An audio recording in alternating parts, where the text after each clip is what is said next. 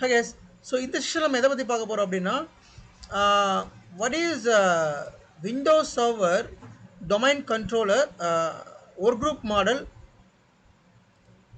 And domain model ஒரு windows சர்வரை பற்றி நீங்கள் தெரிஞ்சுக்கணும் அப்படின்னா இந்த டொமைன் மாடல் ஒரு குரூப் மாடல் இந்த ரெண்டையும் தெரிஞ்சிருந்தால் தான் உங்களுக்கு முக்கியமாக விண்டோஸ் சர்வர் பற்றி உள்ளே போக முடியும். So Windows server is nothing but domain group. சரிங்களா? இப்போ அடிக்கடி நம்ம இந்த வார்த்தையை வந்து விண்டோஸ் சர்வரில் யூஸ் பண்ணிக்கிட்டே இருப்போம். டொமைன் குரூப், ஒர்க் குரூப் அப்படின்னு சொல்லி யூஸ் பண்ணுவோம். ஒர்க் குரூப் அப்படிங்கிறது நம்ம நிறைய பார்க்க மாட்டோம்.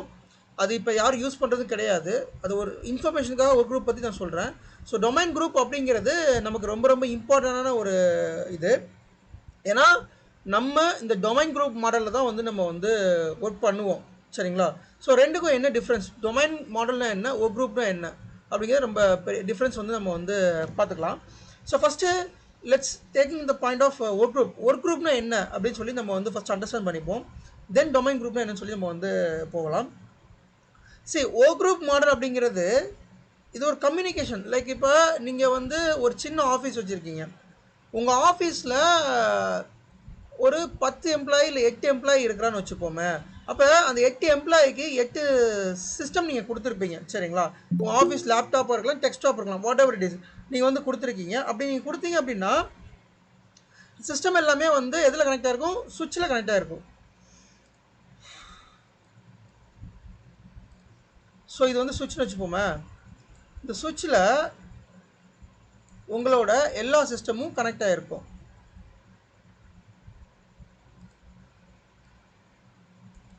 இது வந்து எதர் லேப்டாப்பாக இருக்கலாம் அல்லது டெஸ்க்டாப்பாக இருக்கலாம்.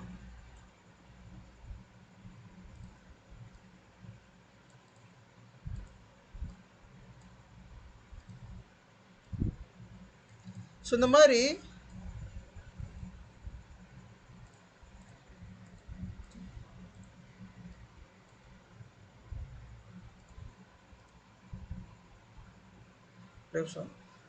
இந்த மாதிரி கனெக்ட் பண்ணியிருக்கோம். சரி, ஒரே நிமிஷம் இந்த ட்ராப் பண்ணிக்கிறேன்.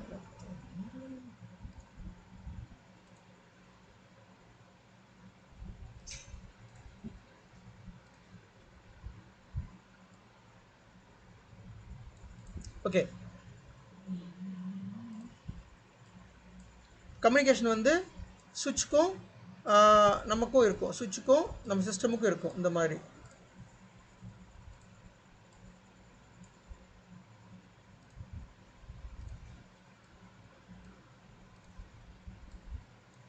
இதுக்கு வந்து பெரிய நாலேஜ்லாம் தேவை கிடையாது. சரிங்களா?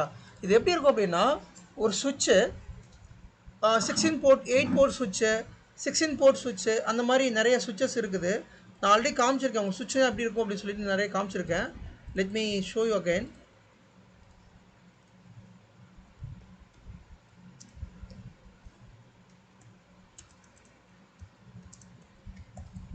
ஸோ நெட்வொர்க் சுவிட்சு இப்படி தான் இருக்கும். நெட்வொர்க் சுவிட்சுங்கிறது இப்படி தான் இருக்கும். இதில் வந்து 8 போர்ட் சுவிட்ச் இருக்குது, 16 போர்ட் சுவிட்ச் இருக்குது, 24 போர்ட், இந்த மாதிரி நிறைய போர்ட் இருக்குது. நமக்கு எது தேவையோ அதை நம்ம வாங்கிக்கலாம். Net gear, company name net gear இருக்குது, சிஸ்கோ இருக்குது, நிறைய இருக்குது. சுவிட்சில் மேனேஜர் சுவிட்ச், அன்மேனேஜர் சுவிட்சுன்னு இருக்குது. ஸோ மோஸ்ட்லி இங்கே வந்து அன்மேனேஜர் சுவிட்ச் தான் யூஸ் பண்ணுவாங்க. அன்மேனேஜர் சுவிட்ச் யூஸ் பண்ணுறப்போ அது பெருசாக நாலேஜெலாம் தேவையில்லை. ஸோ என்ன பண்ணுவாங்க, ஜஸ்ட்டு சுவிட்சை கனெக்ட் பண்ணியிருப்பாங்க.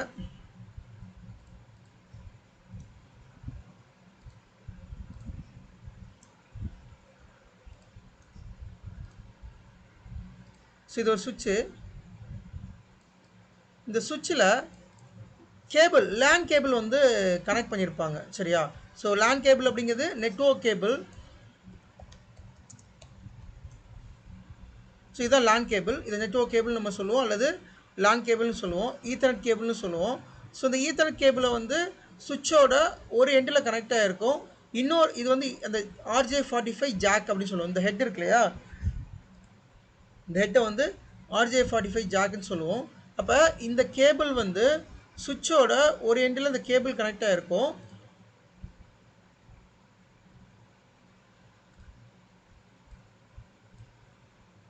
ஸோ இந்த இடத்துல லேப்டாப் அல்லது டெஸ்க்டாப் வந்து கனெக்ட் ஆகிருக்கும்.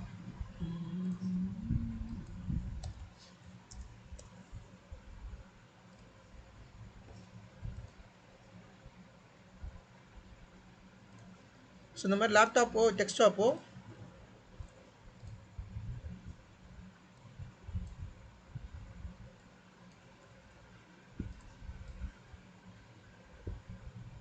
இந்த மாதிரி கனெக்ட் ஆகிருக்கும். ஓகே, ஸோ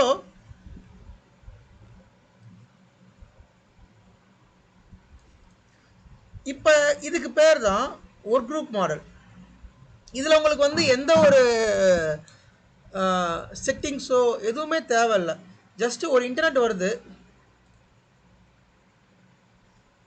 ஒரு இன்டர்நெட் வந்து ஐஎஸ்பிலேருந்து வருது, இன்டர்நெட் சர்வீஸ் ப்ரோ. இப்போ நீங்கள் வந்து ஏர்டெல் ஜியோ அந்த மாதிரி இன்டர்நெட் வாங்கியிருக்கீங்க. அந்த இன்டர்நெட் ரவுட்டர் ஒன்று இருக்கும் உங்கள் வீட்டிலே, வந்து உங்கள் ஆஃபீஸில் இன்டர்நெட் ரவுட்டர் இருக்கும். அந்த ரவுட்டர், இன்டர்நெட் ரவுட்டர்லேருந்து சுவிட்சுக்கு ஒரு கேபிள் நம்ம கனெக்ட் பண்ணுறோம். தென் அந்த சுவிட்சில் இருந்து டேரெக்டாக நம்ம லேப்டாப்புக்கோ அல்லது டெஸ்க்டாப்புக்கோ நம்ம வந்து கேபிளை வந்து கனெக்ட் பண்ணுறோம். அல்லது ஒய்ஃபை வச்சுருந்தோம்னா அந்த ஒய்ஃபை மூலமாக அந்த நம்ம வந்து கனெக்ட் பண்ணிக்கலாம். சரிங்களா? ஸோ இந்த மெத்தடுக்கு பேர் ஓ குரூப் மாடல். விச் மீன்ஸ் உங்களுக்கு எந்த ஒரு டெக்னிக்கலாக எந்த ஒரு நாலேஜ் இருக்குன்னு அவசியம் இல்லை. ஜஸ்ட்டு நீங்கள் வாங்குறீங்க, கேபிள் கனெக்ட் பண்ணுறீங்க, நீங்கள் பாட்டில் ஒர்க் பண்ண போகிறீங்க. வேறு எதுவுமே பெருசாக இதில் வந்து தேவை கிடையாது. இது வந்து சின்ன சின்ன ஆஃபீஸில் ஒரு 10 பேர் வேலை பார்க்குற ஆஃபீஸு. இப்போ நீங்கள் வந்து ஒரு உதாரணத்துக்கு நீங்கள் வந்து ஒரு பேனர் டிசைன் பண்ண போகிறீங்க. நீங்கள் வந்து ஒரு கல்யாணத்துக்கு ஒரு பேனர் அடிக்கணும். சரிங்களா? அப்போ அந்த பேனர் அடிக்கணும் அப்படின்னா அந்த பேனர் டிசைன் பண்ணுற கம்பெனிக்கு நீங்கள் போவீங்க. அப்போ வந்து பேனர்லாம் டிசைன் பண்ணி கொடுப்பான். அப்போ அந்த கம்பெனி பார்த்தீங்கன்னா ஒரு பெரிய கம்பெனி இருந்தால் ஒரு 10 சிஸ்டம் வருஷத்துக்கு வச்சுருப்பான். இப்போ அந்த மாதிரி இடங்கள்லாம் பார்த்தீங்கன்னா இந்த ஓ குரூப் மாடல் தான் வந்து மெயினாக யூஸ் பண்ணுவாங்க. ஏன் ஓ குரூப் மாடல் யூஸ் பண்ணுறாங்கன்னா, இந்த ஒரு குரூப் மாடலில் உங்களுக்கு சென்ட்ரலைஸ்டாக யாருமே அட்மின் பண்ண வேண்டிய அவசியம் கிடையாது. ஸோ இதை வந்து நம்ம வந்து பியர் டு பியர் கம்யூனிகேஷன் அப்படின்னு வந்து நம்ம வந்து சொல்லுவோம். ஸோ பியர் டு பியர்னா டேரெக்டாக நம்ம கனெக்ட் பண்ணுறது தான் பியர் டு பியர். அதே மாதிரி இதில் லோக்கல் ஆத்தென்டிகேஷன். லோக்கல் ஆத்தென்டிகேஷன்னா என்னென்னா, இப்போ இந்த லேப்டாப் இருக்குன்னா இந்த லேப்டாப்பில் நீங்கள் லாகின் பண்ணிக்கலாம். அல்லது அந்த டெஸ்க்டாப் கம்ப்யூட்டர் இருக்குன்னா இந்த டெஸ்க்டாப்பில் நீங்கள் உங்களுக்குன்னு ஒரு அக்கௌண்ட் இருக்கும், உங்கள் அக்கௌண்ட்டுக்கு நீங்கள் வந்து லாகின் பண்ணிக்கலாம். இதுதான் வந்து லோக்கல் ஆத்தென்டிகேஷன் அப்படின்னு நம்ம வந்து சொல்கிறோம். உதாரணத்துக்கு ஒரு சிஸ்டம் இருக்குது, அந்த சிஸ்டம் வந்து ஒரு கம்ப்யூட்டர் இருக்குன்னா அந்த கம்ப்யூட்டரில் எத்தனை அக்கௌண்ட் கிரியேட், இப்போ உதாரணத்துக்கு அங்கே அந்த கம்பெனியில் வந்து 4 பேர் வேலை பார்க்குறாங்க அப்படின்னா 4 பேருக்கும் ஒரு அக்கௌண்ட் வந்து கிரியேட் பண்ணிடுவாங்க. லோக்கலில் கிரியேட் பண்ணுவாங்க, அதாவது இங்கே லோக்கலில் கிரியேட் பண்ணுவாங்க. நம்மளே நம்ம லேப்டாப்பில் கிரியேட் பண்ணிக்கலாம், அது ஒன்றும் பெரிய விஷயமே கிடையாது. ஸோ கிரியேட் பண்ணிவிட்டு அது மூலமாக அவங்க வந்து லாகின் பண்ணி ஒர்க் பண்ணுவாங்க.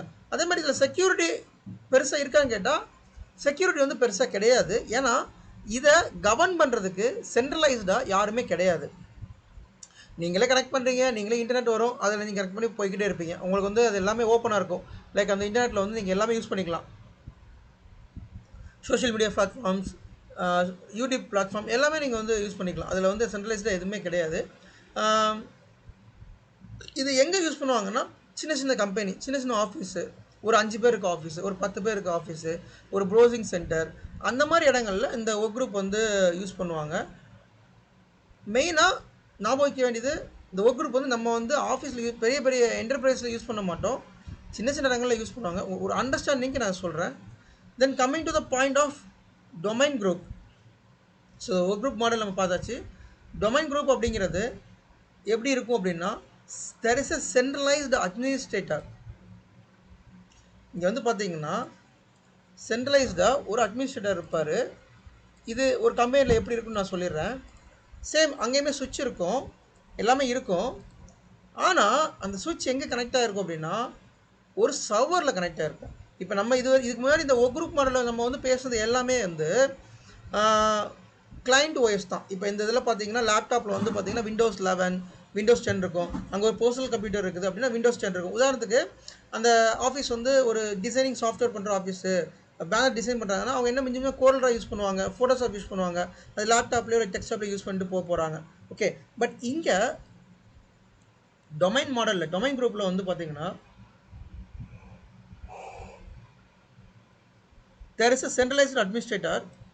அந்த சென்ட்ரலைஸ்டு அட்மினிஸ்ட்ரேட்டர் வந்து எல்லாத்தையும் கண்ட்ரோல் பண்ணுவார். உதாரணத்துக்கு இங்கே சர்வர் அப்படிங்கிற ஒருத்தர் வந்து இருப்பார். இந்த சர்வர் மூலமாக தான் எல்லாமே வந்து கம்யூனிகேட் ஆகும்.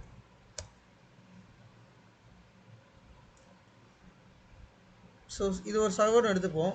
இது வந்து ஒரு ரேக் சர்வராக இருக்கலாம், அல்லது இது ரேக் சர்வர். நம்ம ரேக் சர்வர் வச்சு நம்ம போவோம். ஏன்னா ரேக் சர்வர் தான் நமக்கு வந்து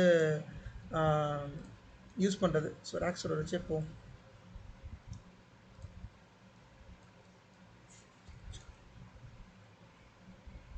சரி, எக்ஸாம்பிளுக்கு இதை எடுத்துக்கிறேன்.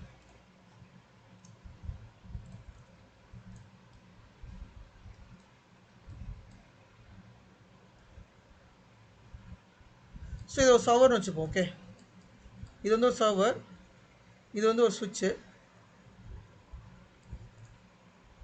தென் யூசர் வந்து இருக்காங்க. சேம் இதுவும் ஒரு கம்பெனி தான். ஆனால் என்னென்னா இது வந்து ஒரு பெரிய கம்பெனி. இந்த கம்பெனியில் வந்து ஒரு 100 பேர் 200 பேர் வேலை பார்க்குறாங்கன்னு வச்சுப்போமே. அப்போ 200 பேர் வேலை பார்க்குற ஒரு கம்பெனியில் எல்லாமே யூஸ் பண்ணிட முடியாது. ஸோ கண்ட்ரோலாக இருக்கணும், செக்யூரிட்டி இருக்கணும். அது எல்லாமே இருந்தால் தான் எல்லாமே ப்ராப்பராக இருக்கும். உதாரணத்துக்கு அந்த கம்பெனியில் வந்து பார்த்திங்கன்னா ஹெச்ஆர் டீம் இருக்கும், ஃபினான்ஸ் டீம் இருக்கும், அப்புறம் சேல்ஸ் டீம் இருப்பாங்க. இந்த மாதிரி வெவ்வேறு டீம் இருப்பாங்க. இப்போ எல்லாருக்குமே லேப்டாப்ஸ் இருக்கும், எல்லாருக்குமே அந்த அக்கௌண்ட்ஸ் இருக்கும். எல்லாருமே அந்த ரிசோர்ஸை யூஸ் பண்ணணும். இப்போ ஹெச்ஆருக்கு ஒரு ரிசோர்ஸ் இருக்கும். உதாரணத்துக்கு அந்த ஹெச்ஆர் டீமுக்கு ஒரு ஷேர் ஃபோல்டர் இருக்கும், அந்த சேல்ஸ் டீமுக்கு ஒரு ஷேர் ஃபோல்டர் இருக்கும். ஏன்னா அவங்க டேட்டாவெல்லாம் அதில் தான் வச்சு அவங்க ஷேர் பண்ணுவாங்க. இப்போ வந்து ஒரு 5 ஹெச்ஆர் இருக்காங்க அந்த ஹெச்ஆர் டீமில். அப்படின்னா இந்த 5 ஹெச்ஆருமே ஒரு டேட்டா ஷேர் பண்ணுறாங்கன்னா அந்த டேட்டா எல்லாமே ஒரு சென்ட்ரலைஸ்டு ஷேர் டிரைவில் இருக்கும். அந்த ஷேர் டிரைவ் வந்து ஹெச்ஆர் டீமுக்கு மட்டும்தான் ஓப்பன் ஆகணும். ஏன்னா அதுக்கு வந்து அவங்களுக்கான இதுதான் டேட்டா. உதாரணத்துக்கு ஒரு இன்டர்வியூ வந்து ப்ராசஸ் பண்ணுறாங்க. அப்போ இந்த இன்டர்வியூவில் வந்து என்னென்ன பொசிஷனுக்கு இருக்குது, அந்த என்னென்ன கேண்டிடேட்ஸ் வந்து நம்ம வந்து செலக்ட் பண்ணியிருக்கோம், என்னென்ன கேண்டிடேட்ஸ் ஷார்ட் லிஸ்ட் பண்ணியிருக்கோம் அப்படின்னு சொல்லிட்டு ஒரு டேட்டா இருக்குது. அப்போ அந்த டேட்டா ஹெச்ஆருக்கு மட்டும் தான் தெரியணும், வேறு யாருக்கும் தெரியக்கூடாது. ஒரு ஷேர் டிரைவ். ஓகே, அப்போ அதே சேம் நெட்வொர்க்கில் சேல்ஸ் டீம் இருக்காங்க. அந்த சேல்ஸ் டீம் வந்து ஒரு டேட்டா வச்சுருக்காங்க. இன்றைக்கி என்ன சேல்ஸ் ஆகிருக்கு, இன்றைக்கி எவ்வளோ உள்ளே வந்திருக்கு, வெளியில் எவ்வளோ போயிருக்கு, எவ்வளோ எக்ஸ்பென்ஸ் ஆகிருக்கு, அந்த டேட்டா அவங்களுக்கு மட்டும் தான் தெரியணும், வேறு யாருக்கும் தெரியக்கூடாது. அப்போ இந்த மாதிரி ரெஸ்ட்ரிக்ஷன்ஸ், இந்த மாதிரி செக்யூரிட்டி எல்லாம் வந்து இந்த டொமைன் குரூப்பில் தான் நம்ம பண்ண முடியும். டொமைன் குரூப் மாடலில் சேம் சர்வர் கனெக்ட் ஆகிருக்கும். அந்த சர்வர்லேயுமே கேபிள்ஸ் கனெக்ட் ஆகிருக்கும்.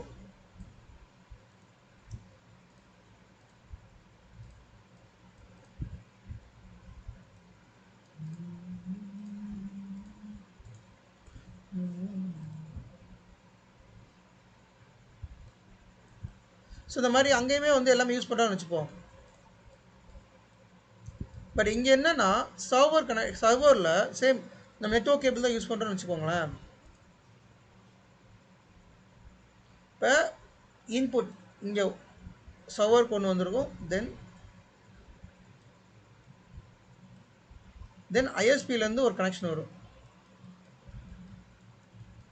ஸோ ஐஎஸ்பிலேருந்து ஒரு கனெக்ஷன் நம்ம சர்வர் சுவிட்சுக்கு வருது. தென் சுவிட்ச்லேருந்து 4 கனெக்ஷன் வந்து சர்வருக்கு வருது. ஸோ இவர் வந்து சர்வர்.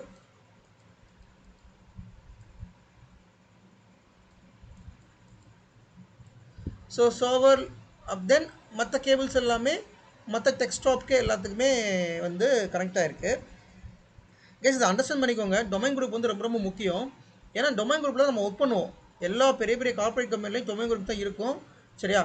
ஸோ இப்போ இது எப்படி ஒர்க் ஆகுது அப்படின்னா, இப்போ நான் வந்து ஒரு இங்கே வந்து ஒரு ஹெச்ஆர் அவர் லேப்டாப் வச்சுருக்காரு, அல்லது ஒரு டெஸ்க்டாப், மேபி டெஸ்க்டாப் யூஸ் பண்ணிக்கலாம், லேப்டாப் யூஸ் பண்ணிக்கலாம். ஏன் லேப்டாப், ஏன்னா இப்போ மேக்ஸிமம் வந்து டெஸ்க்டாப் பேஸாக யாருமே யூஸ் பண்ணுறது இல்லை.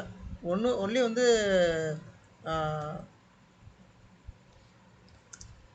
லேப்டாப் தான் கொடுக்குறாங்க எல்லா கம்பெனிலையுமே.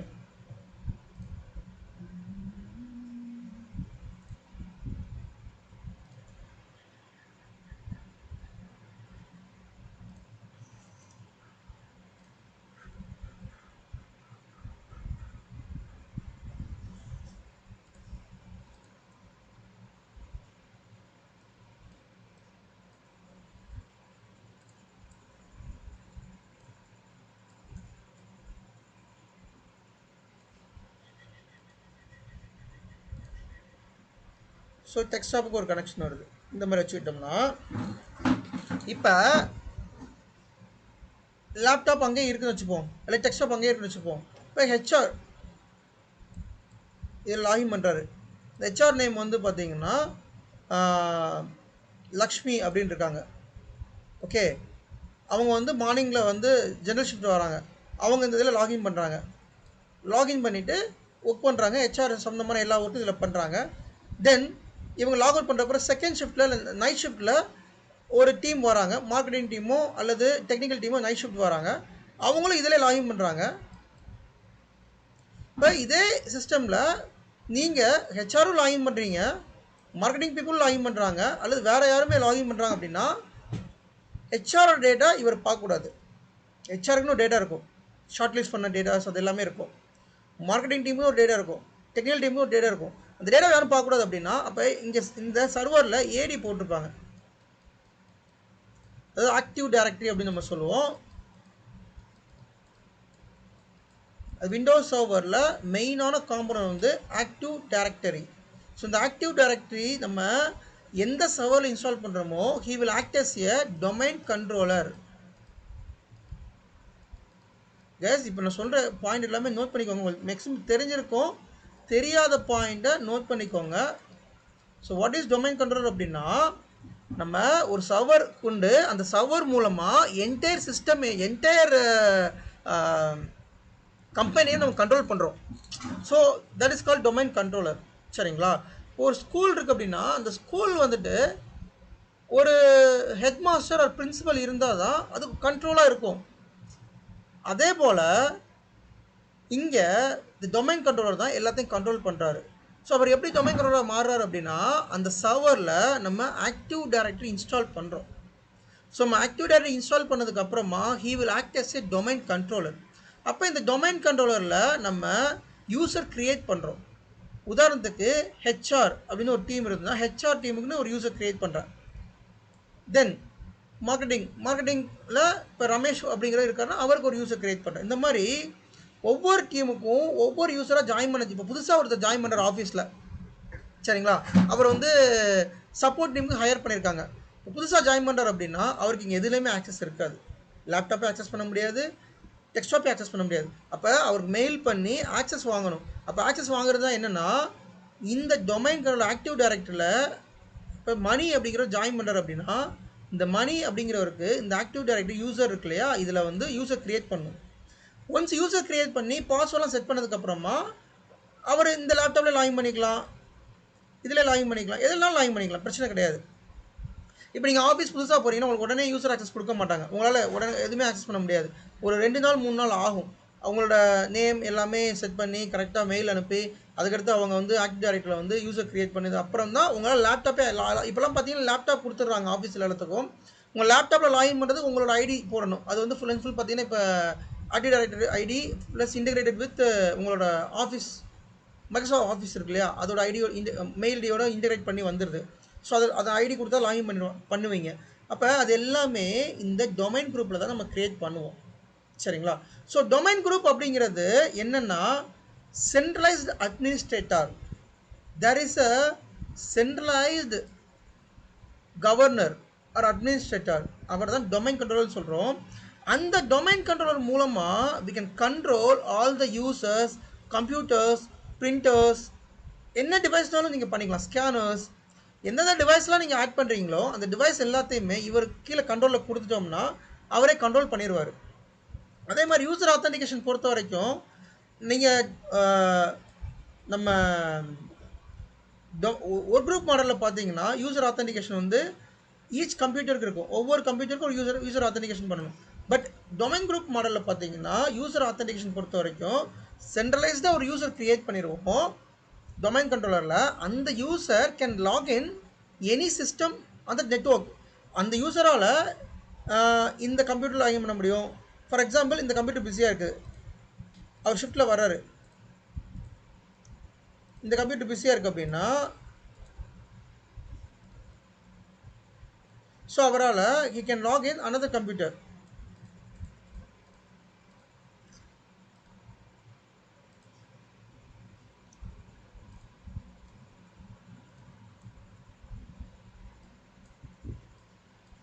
இப்போ வந்து ஷிஃப்ட்டில் வரேன், நான் இப்போ ஷிஃப்ட்டில் இப்போ தான் என்ட்ரு ஆகிறேன். என்னோடய ஷிஃப்ட் வந்து ஆஃப்டர்நூன் 1 o'clock ஷிஃப்ட் அப்படின்னா இதுக்கு முன்னாடி உள்ள ஷிஃப்ட்டில் உள்ளவன் முடிச்சுட்டு போயிடுவான்.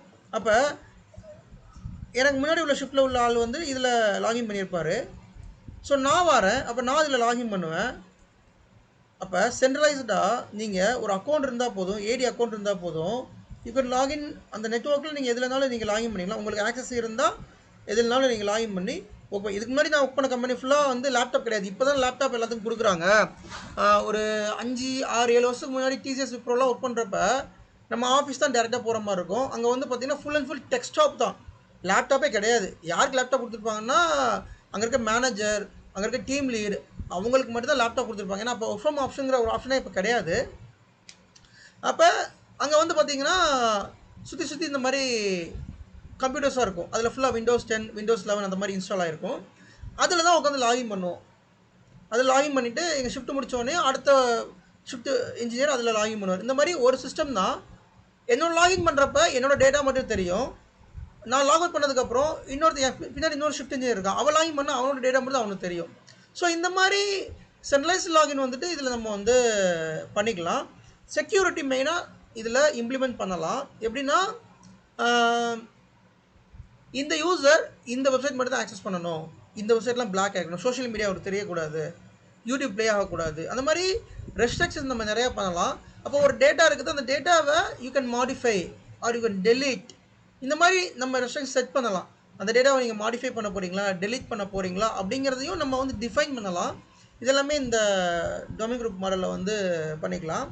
அண்ட் நீங்கள் பார்க்குற இந்த சர்வர்ஸ் லைக் இப்போ ஃபார் எக்ஸாம்பிள் இந்த Amazon.com, Flipkart.com இந்த மாதிரி வெப்சைட்னாலும் சரி, நீங்கள் ஒரு ஆஃபீஸ் நீங்கள் ஒரு சரவணா ஸ்டோரில் போய் பர்ச்சேஸ் பண்ணுறீங்க, இப்போ அதெல்லாமே பார்த்தீங்கன்னா இந்த டொமைன் குரூப் மாடலில் தான் இருக்கும்.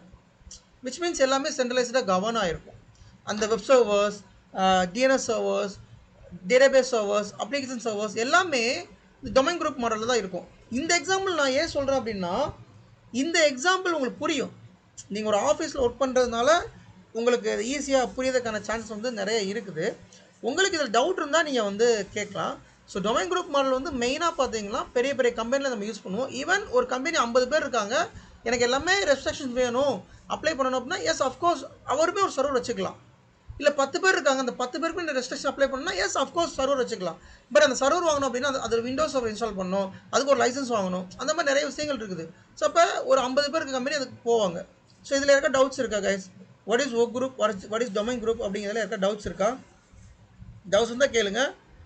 R let's conclude the session. Doubts இல்லை அப்படின்னா okay fine. I hope everyone understood.